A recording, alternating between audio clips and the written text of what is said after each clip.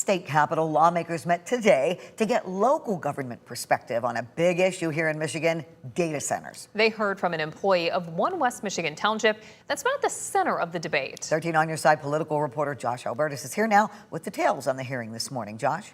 Yeah, guys, they heard from that employee of Gaines Charter Township, south of Grand Rapids, which already has a data center and is considering rezoning for another. Lawmakers hoping to find the key, a kind of insight they were looking for.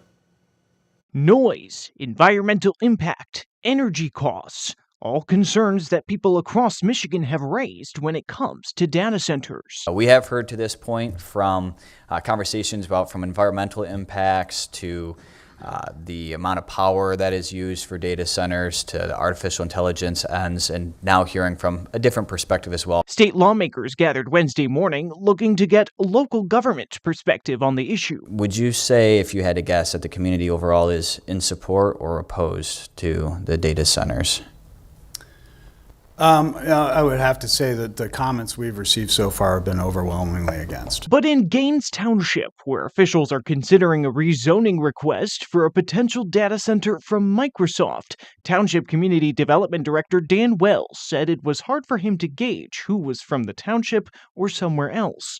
Lawmakers asking a number of questions in all. Ultimately, our elected officials are the ones who make the decision. Do you think those elected officials could stop the Microsoft project if they wanted to?